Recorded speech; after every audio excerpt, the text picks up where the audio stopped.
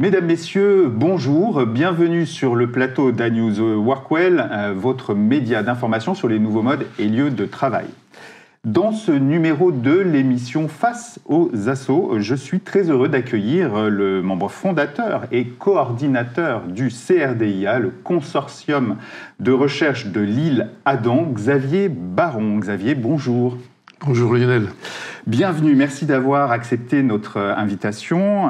Tout d'abord, Xavier, nous nous connaissons depuis trop longtemps pour nous vouvoyer, donc je te propose de rester authentique et de continuer avec le tutoiement. Allons-y. C'est parti.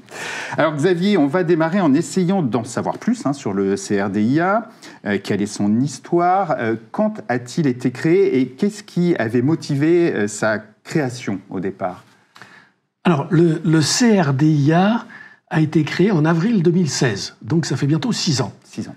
Que ce collectif a été constitué autour d'un constat et d'une vocation.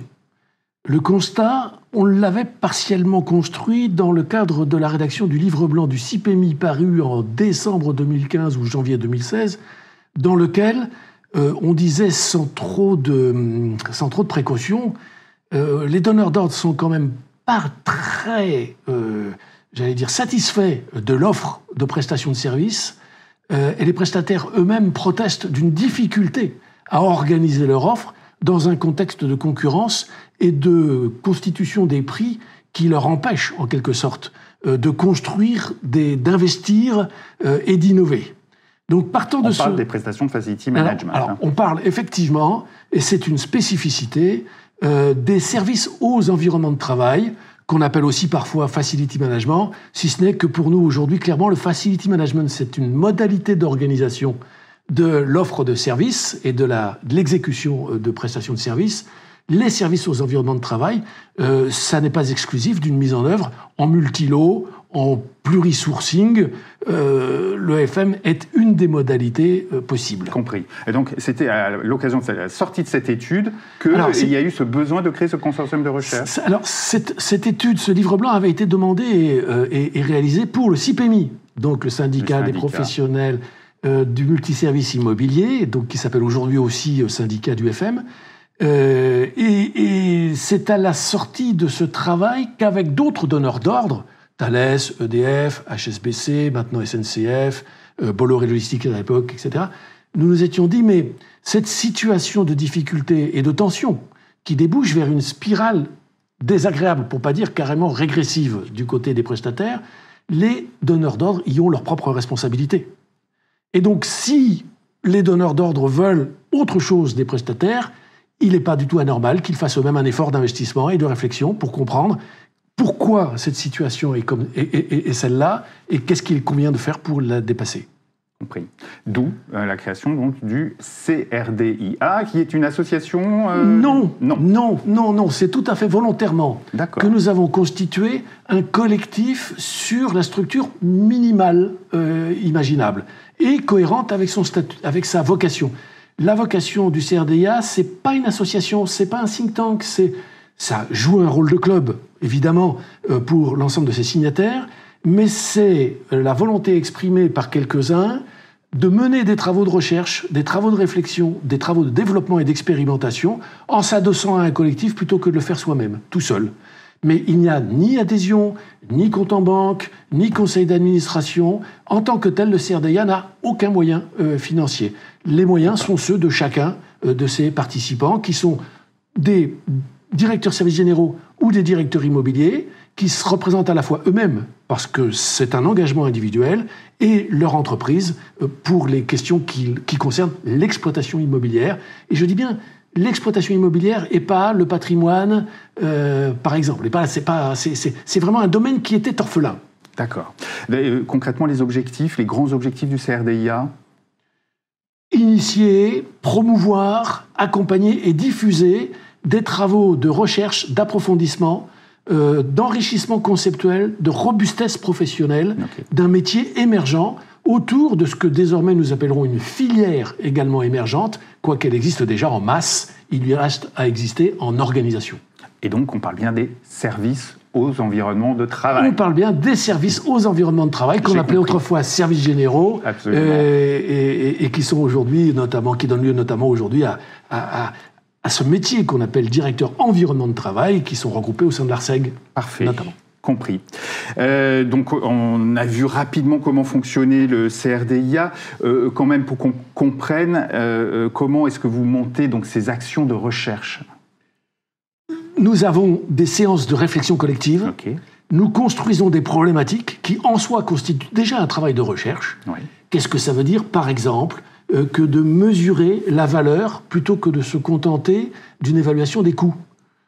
Et mesurer la valeur d'une prestation qui n'est pas intellectuelle, qui est une prestation tout à fait concrète, tout à fait physique, qui se réalise dans des heures et dans des conditions de travail qui n'ont rien d'anodin ou de simple, mais pour autant dont le résultat n'est pas visible, dont le résultat consiste à enrichir, d'un point de vue immatériel, un environnement. Alors ça, c'est une vraie difficulté, c'est un vrai sujet. Autre comment dirais-je, hypothèse ou autre élément de problématique, on veut du progrès, on veut de la productivité. Qu'est-ce que ça veut dire faire de la productivité sur un métier dans lequel 87 à 93% des coûts de production relèvent de coûts salariaux ? On ne va pas baisser les salaires et on ne va pas faire courir indéfiniment plus vite ni les femmes de ménage ou les gardiens de sécurité. Donc, qu'est-ce que ça veut dire des gains de productivité en valeur dans un métier comme celui-là ? Oui. D'autres sujets qui sont bien sûr, par exemple aussi, comment articuler un investissement sur un aménagement avec le constat d'une performance accrue par et grâce aux espaces de travail. Là encore, on est tous prêts à postuler que l'espace n'est pas neutre, que l'espace a une influence, qu'il participe d'un comportement, qu'il facilite ou qu'il handicape le bon travail. En même temps, lequel comment espace l'évaluer et comment l'évaluer. Ouais, compris. Donc, parce qu'on est quand même, on le rappelle, sur des services qui sont majoritairement constitués de coûts de main-d'œuvre. Hein, ce sont des personnes d'abord et des heures de travail de personnes. Tout à fait. Bien, une partie de ces services porte sur des équipements. Il peut y avoir des pièces détachées. Oui. Une partie des services porte sur le maintien des bâtiments. Donc, il y a un petit peu de matériaux.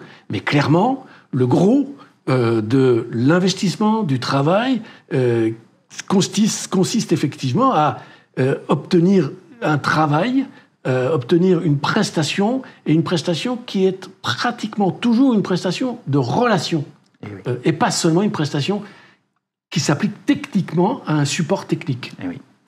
Alors on va venir aux travaux, mais avant, pour finir et bien comprendre, qui participe exactement dans ces recherches et si on est intéressé, on vient simplement, on vous demande, on vous propose un sujet ou on vient s'insérer dans un sujet, dans un groupe de travail ? Alors, les membres signataires, nous sommes 8, on sera 10, on n'a pas vocation à être très nombreux, c'est un lieu qui initialise. Ensuite, effectivement, sur une problématique ou sur une proposition extérieure, nous pouvons accompagner un projet de recherche, nous pouvons aider à le construire en termes de problématisation, en termes de protocole d'enquête, mais également en termes d'analyse d'exploitation et encore de diffusion. Donc évidemment, un certain nombre de projets de recherche sont initiés par nos signataires, d'autres sont initiés ailleurs, et y compris bien sûr par des prestataires. On a travaillé avec Samsic, on a travaillé avec Cofeli, on a travaillé avec d'autres, plus grands, plus petits, sur des problématiques particulières. Sur des problématiques particulières, sur l'innovation servicielle, sur l'organisation d'une offre, ou sur la question de l'immobilier, on a aussi développé des travaux en direct avec des prestataires. D'accord. Alors, parlons-en justement de ces travaux du consortium. Alors, peut-être un petit rappel sur les principaux travaux qui ont été menés jusqu'à présent, et puis les enseignements qu'on pourrait en tirer. Alors, en quelques minutes, je sais que c'est compliqué, mais en plus, vous êtes très partageur, parce que les travaux, tout le monde peut y accéder, je crois. Absolument, absolument. C'est pas une association, donc c'est un consortium de recherche, mais qui s'est donné comme parti pris, comme vocation et comme posture, de mettre à disposition, sur la place publique, la totalité et des matériaux et des résultats que nous produisons. Gratuitement.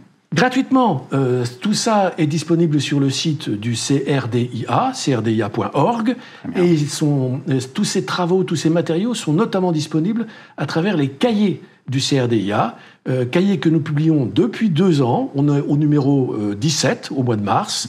On est au numéro 17, des cahiers qui sont d'ailleurs soutenus pour leur production et leur finance par et le CIPEMI et l'ARCEG, ce qui est tout à fait important à noter. Très bien.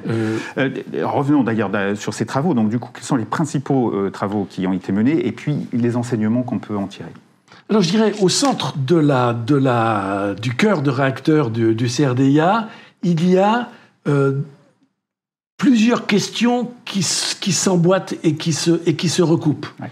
Il y a, je l'évoquais à l'instant, la question de la mesure de la valeur.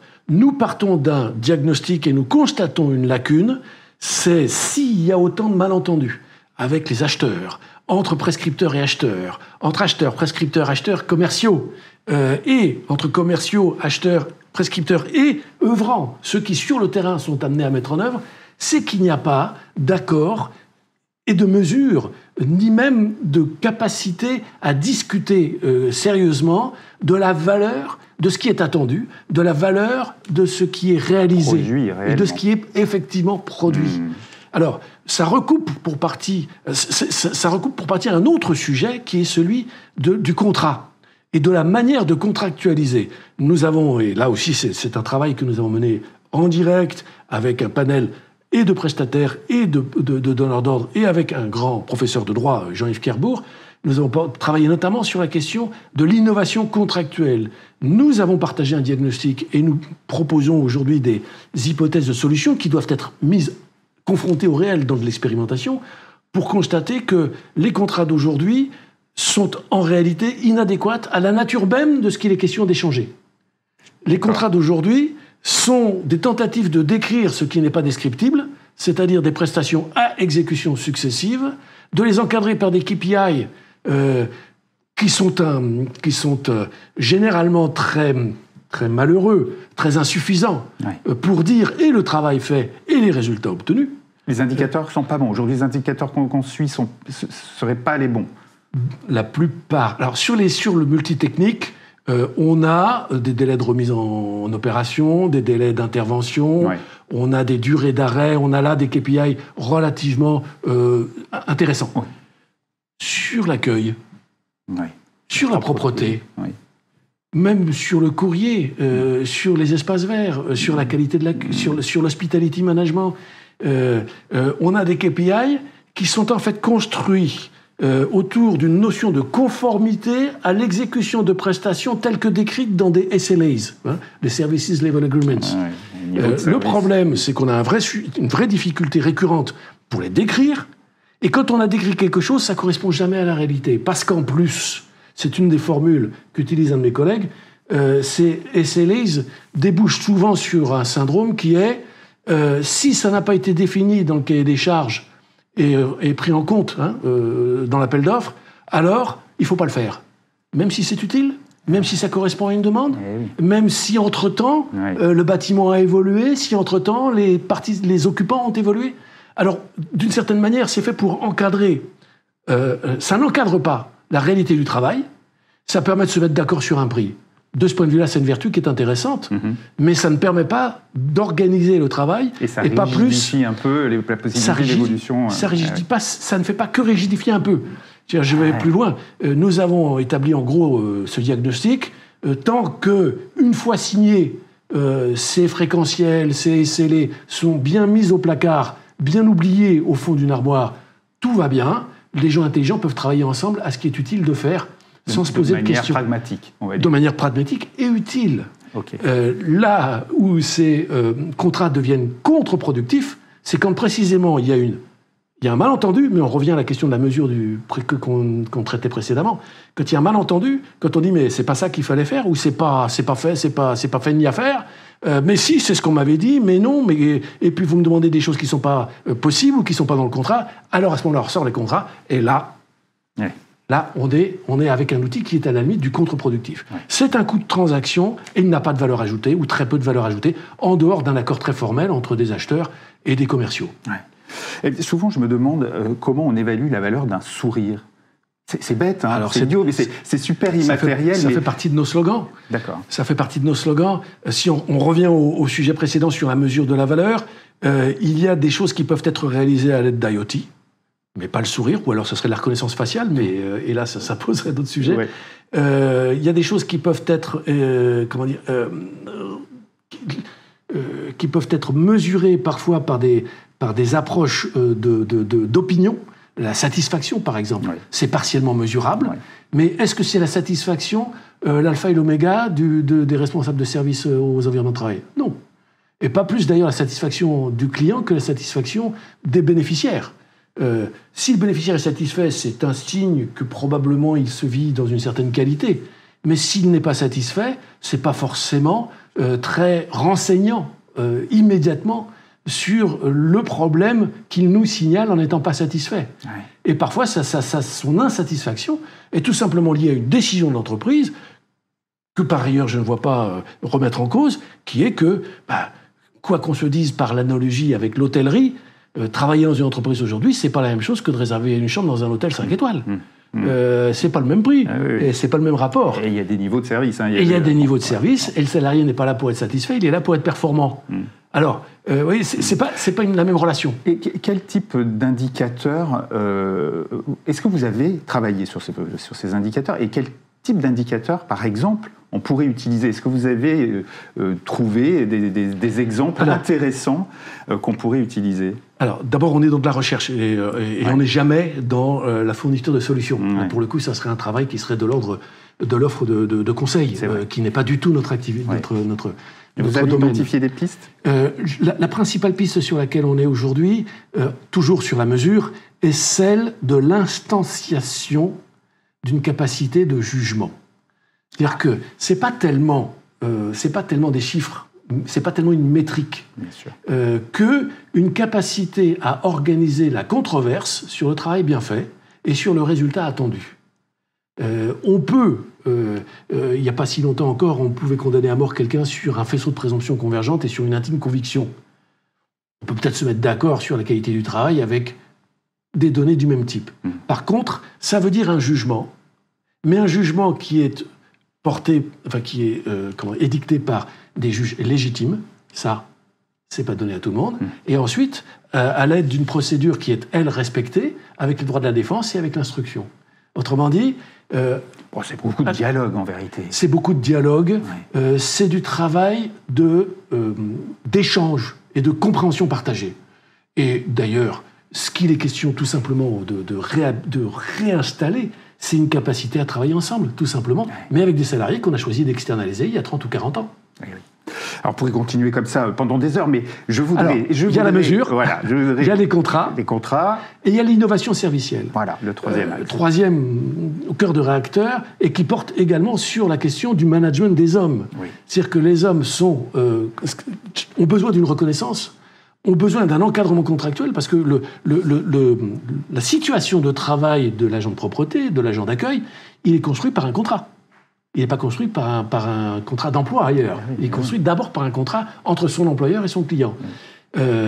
Mesure, contrat, innovation servicielle. Innovation servicielle, c'est un sujet, c'est un vrai travail de concept qu'il est bien question de faire. Il ne s'agit pas de rechercher des gains de productivité par l'intensification directe du travail. En gros, limiter encore les pauses, faire courir plus vite les agents, ne pas payer des heures, ce qui est interdit évidemment, ou payer des gens qui ne sont pas censés pouvoir travailler, ce qui est évidemment interdit, mais ce qui n'est quand même pas si rare dans les métiers dont on se parle. Alors ça veut dire quoi? Ça veut dire une capacité par l'organisation, une capacité par la compétence, une capacité par le dialogue, à faire en sorte que le travail qui est fait a l'impact maximum sur la situation à transformer. Autrement dit, et là on retombe sur des sujets comme la propreté à l'usage, où on tombe sur des sujets comme la variabilisation, qui n'est justement pas bien prise en compte dans les contrats, c'est-à-dire la capacité à faire ce qu'il convient de faire au mieux, de la manière la plus pertinente possible. Et c'est là, par exemple, qu'on débouche sur le concept de pertinence située dont nous sommes porteurs. Pertinence située. De pertinence située comme étant le meilleur équivalent conceptuel de la qualité, mais dans les services. Pour des productions à caractère immatériel, ce qui compte, c'est pas d'enlever la poussière, c'est de l'enlever au bon moment et à propos de la personne ou de l'environnement qui en a vraiment besoin. Très bien. Ok, parfait. Merci beaucoup, Xavier. Alors, vous développez tout ça évidemment dans les cahiers du CRDA, tu l'as dit, à travers des études, tout est partagé sur le site. Mais je voudrais qu'on parle de l'actualité brûlante, puisque avec l'ARCEG, vous avez mené une étude conjointe dont j'aimerais que tu me parles, puisqu'elle est parue très récemment. Tout à fait. Au milieu du mois de mars, on a mené une conférence de presse et diffusé dans les cahiers numéro 17. Très bien. Donc reportez-vous à notre site. Parfait. Une étude sur laquelle nous avons travaillé pendant plus d'un an, notamment à l'initiative de Joël Larousse de l'ARCEG, mais qui est aussi signataire du CRDIA, et qui a été en particulier menée par Lionel et Mika de Ent Consulting. Le cabinet. Alors, il était tout à fait important de les citer ici. Oui. Une étude que nous avons initiée, portée et financée. Alors, Ent y a participé, mais avec le CIPEMI et l'ARCEG. Donc, une association de professionnels plutôt de clients, une association un syndicat patronal d'organisation syndicale patronale de prestataires et CRDA avons initié et accompagné et publié maintenant une étude qui a pour nous effectivement une grande importance. Ça dépasse les sujets du contrat qui relèvent de l'instrumentation, de la mesure qui relève du management, de l'innovation servicielle qui relève de l'organisation, de la formation des territoires. Ce sont d'autres sujets sur lesquels on a aussi un petit peu travaillé. Et c'est pour comprendre que ces services aux environnements de travail, parfois appelés FM, c'est pas simplement des métiers plus ou moins assemblés, requis, isolés les uns des autres. Isolés les uns des autres pour exécuter des prestations indépendamment les uns des autres.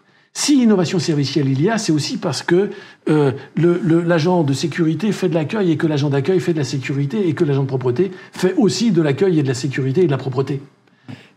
C'est bien parce qu'il y a... Alors, on appelle ça interopérabilité, on appelle ça mutualisation, mais il y a aussi l'enjeu des parcours professionnels qui sont tout à fait essentiels dans un moment et dans un monde où ces salariés deviennent rares. Même en propreté, on a du mal à recruter. Dans l'accueil, on a beaucoup de mal à recruter. Oui, c'est vrai. Dans le multitechnique, on a beaucoup de mal à recruter et ça va durer. De ce point de vue-là, entre 2019 et 2022, nous avons changé d'air. Nous sommes passés d'une pléthore de disponibilité de main-d'œuvre à des pénuries. Et pas seulement dans la restauration, pas seulement dans les hôpitaux. C'est vrai de ces salariés qui sont aussi ces salariés invisibles, soumis à des conditions de travail, à du déplacement, à de la relation, et qui ne sont pas toujours très très bien traités du point de vue des rétributions. Et donc cette étude, elle portait sur cette filière des services aux environnements de travail, et quels sont les grands chiffres qui en ressortent? Alors, cette étude défend notamment l'idée que nous avons affaire avec les services aux environnements de travail, nous avons affaire à une filière. Ça a été donc initié par ARCEG, CIPEMI, CRDIA. Ça a été réalisé sur des données rassemblées par Ent et Lionel et Mika. Mais ça a aussi été l'occasion de faire travailler ou de collecter des données qui viennent d'une bonne douzaine d'organisations patronales ou voire d'organisations d'État pour collecter des données qui étaient éparses et qui sont encore éparses. Des syndicats, de la restauration collective, de l'accueil, la Fédération des entreprises de propreté. Tous les métiers, finalement, des services aux environnements de travail. Voilà, l'Union nationale des entreprises du paysage, des ascensoristes, bien sûr du CIPEMI, du SNEC et de la FEDEN, pour déboucher sur une représentation, mais pas simplement parce que ce sont des gens qui auraient les mêmes conditions de travail ou qui seraient tous des invisibles. On a déjà eu le rapport Foll'Enfant RL qui chiffrait ça avec... Alors, il y avait à la fois les chauffeurs routiers, les caissières et les éboueurs. Le problème, c'est que, ce sont des gens dont il faut se préoccuper en termes de conditions de travail et qui étaient en première ligne, qu'on a justement appelé pour cette raison en seconde ligne, mais qui étaient en première ligne. Ici, nous avons affaire à une filière dans ce sens que tous ces métiers contribuent à une même finalité, à une même production de valeur. Et quelque part, c'est le chaînon le plus faible qui peut aussi occasionner de l'insatisfaction. Et là, avec ce travail qui a été mené, démontre quoi ?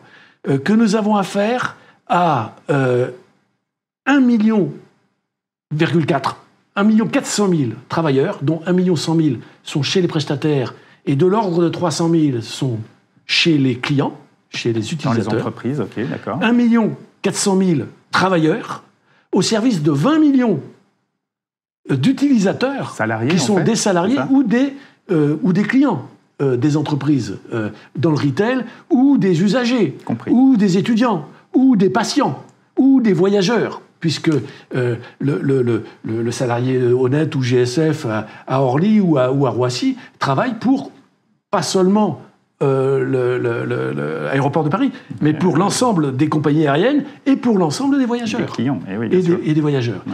Donc ce sont 20,4 millions qui ont été dimensionnés d'usagers, de patients, de détenus, de malades, d'anciens, d'élèves, etc. Et bien sûr de salariés, qui sont servis par 1,4 million personnes.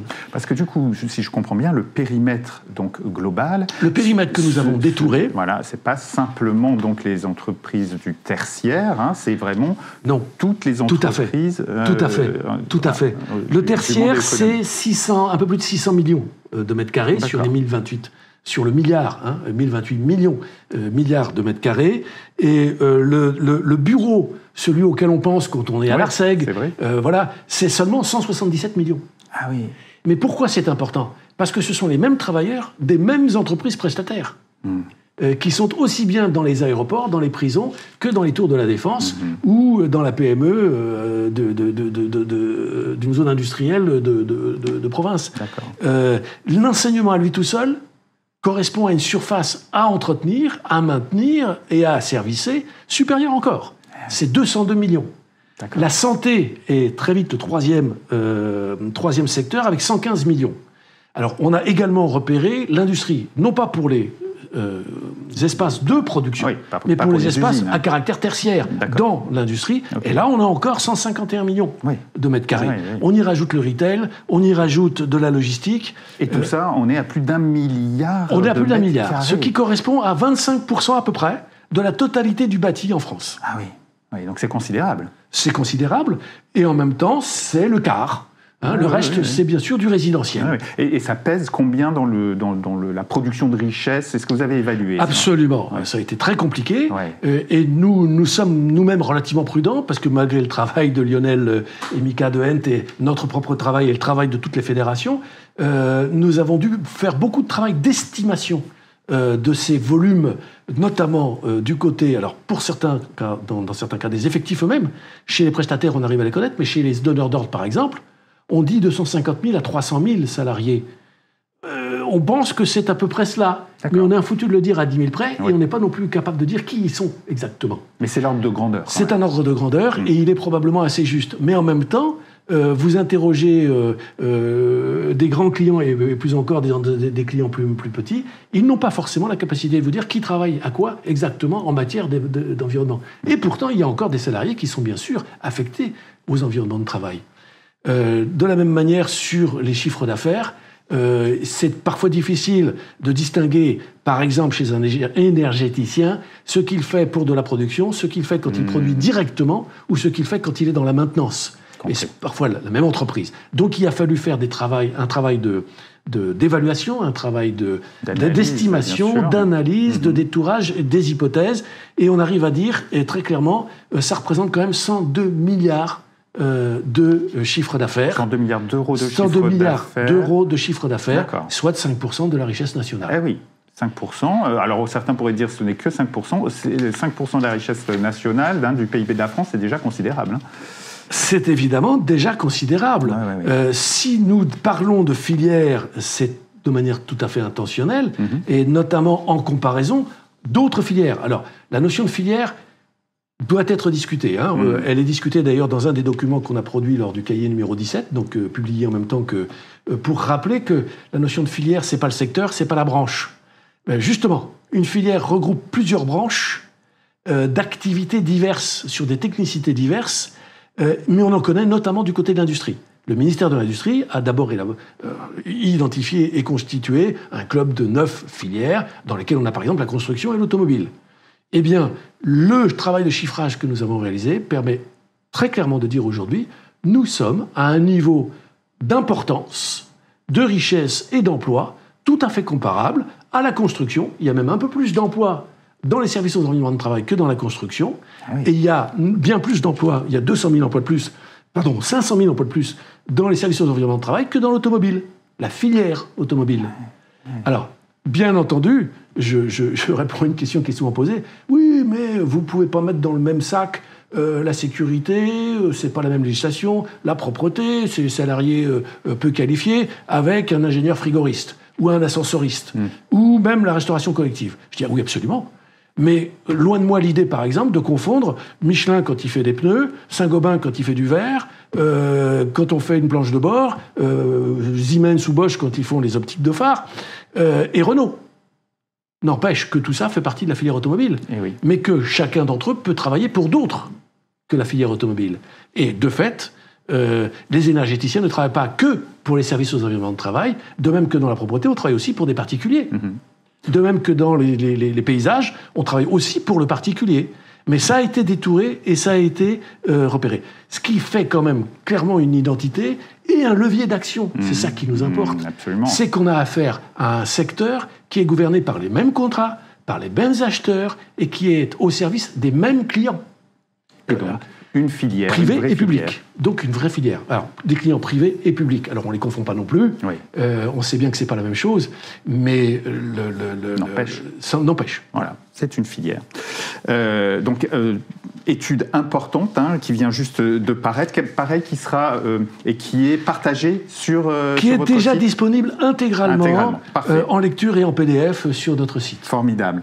Allez, je voulais qu'on termine ensemble en parlant du fameux travail hybride, qui est quand même le mot à la mode, on peut le dire, de ces derniers mois, et à mon avis, ça va encore durer. J'aimerais bien avoir la réflexion du sociologue que tu es sur ce phénomène du travail hybride. Qu'est-ce que tu en penses? Comment est-ce que tu observes ce développement du travail hybride? Alors, ça fait partie de nos sujets, même si, d'une certaine manière, je fais deux préalables. C'est moins un sujet d'exploitation, par exemple, que l'hospitality management, ou que le travail de la propreté à l'usage, ou la question de l'accord sur la valeur des prestations. Ça, ce sont vraiment des sujets de l'exploitation, y compris la question de l'organisation. Est-ce qu'il faut faire du multi-lot? Est-ce qu'il faut faire du bundle? Est-ce qu'il faut faire du... Bon. Le travail hybride, évidemment, c'est l'objet sur lequel porte... Il y a le bâti et il y a le travail.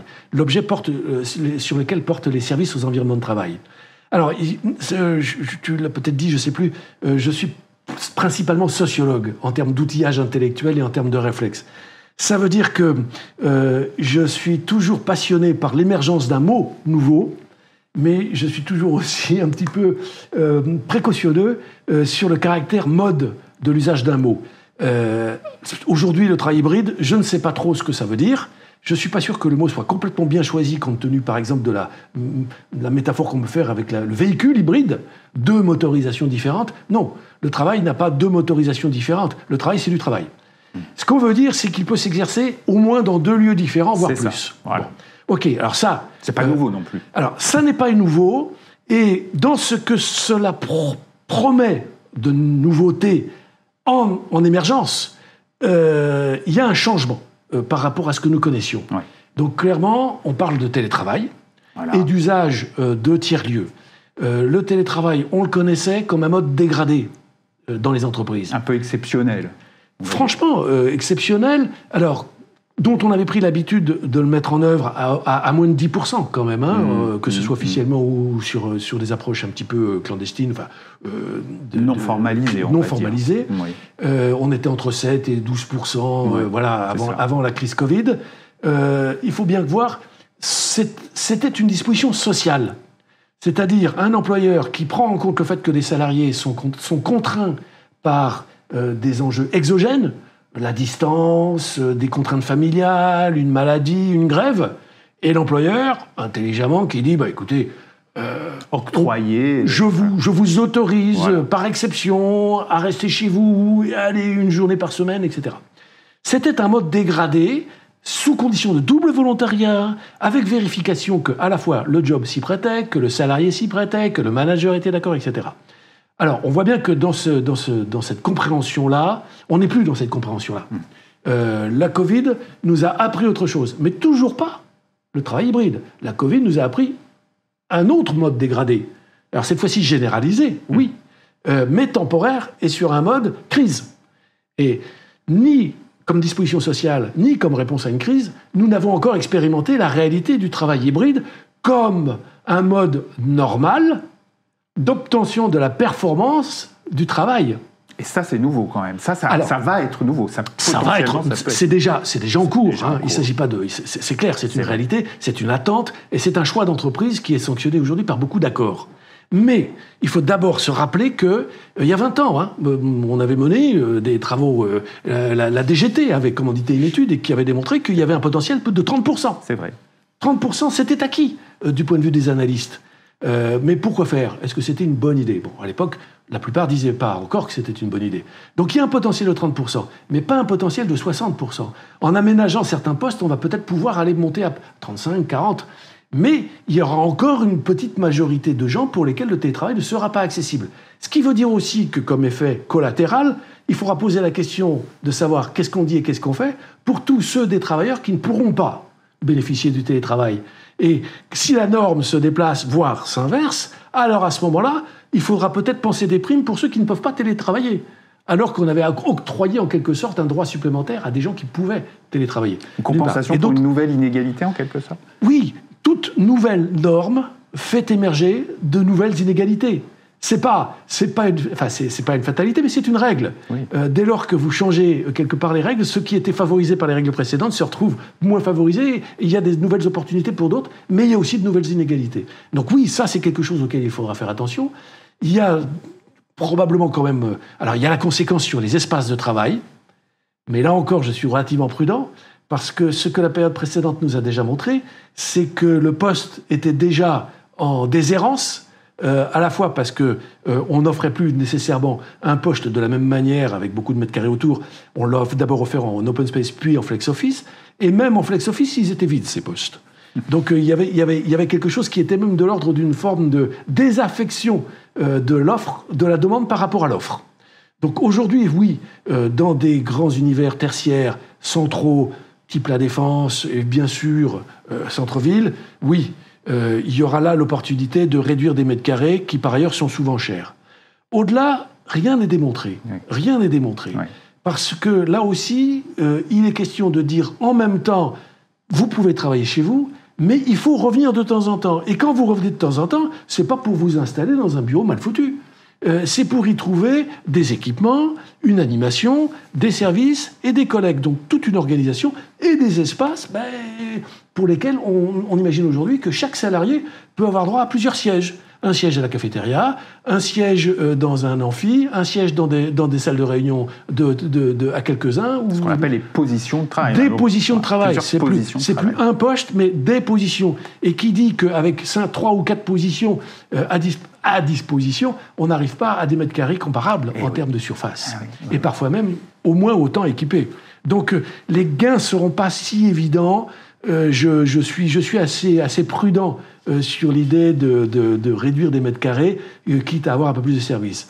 Le dernier point sur lequel le sociologue, mais également le coordinateur du CRDIA, c'est-à-dire soucieux de la pertinence des services. La question est posée cette fois-ci d'une norme d'organisation. Ok, on rompt l'unité de lieu, de temps et peut-être même de hiérarchie, mais d'action, mais comment assure-t-on, ou comment reconstruit-on, ou comment repense-t-on les conditions de la performance de ce travail ? Ça sert à ça, les services aux environnements de travail. Ça n'a de sens que dans la mesure où ça produit une meilleure performance du travail des salariés. Si en plus on les satisfait, c'est bien. Si en plus on les attire, c'est bien. Mais le sujet n'est pas d'abord là. Le sujet est d'abord dans une capacité de l'entreprise à fournir un environnement tel que le salarié est performant. Si le prix de cette performance, c'est quand même d'être en capacité de travailler à plusieurs, la vraie question qui est posée aujourd'hui, c'est pas tellement de savoir où je travaille, mais c'est de savoir comment je travaille, comment le collectif se constitue, se reconstitue, se génère, se régénère et déploie son effet productif. Le travail n'est jamais un travail individuel. On travaille pour quelqu'un, on travaille pour un client, on travaille avec d'autres sur la base d'outils qui sont créés par d'autres. Le travail, c'est le travail collectif. Et là, la question, elle est comment construit-on les conditions du collectif ? Alors, on pourrait avancer, mais... Magnifique sujet. Je vais te proposer de nous arrêter là-dessus, parce que c'est un superbe sujet. Je pense que c'est vraiment le sujet de réflexion à venir pour nous tous, hein, dans la filière environnement de travail. J'ai bien compris qu'on était une filière des services à l'environnement de travail. Merci beaucoup, Xavier, pour cet échange et ce partage d'expérience et de réflexion. C'est toujours passionnant. Je rappelle que tu es membre fondateur et coordinateur donc, du CRDIA, le consortium de recherche de l'île Adam. C'était un plaisir, comme toujours. À bientôt. Merci à vous tous de nous avoir suivis. À très bientôt pour un nouveau numéro de notre émission Face aux Assos. Au revoir.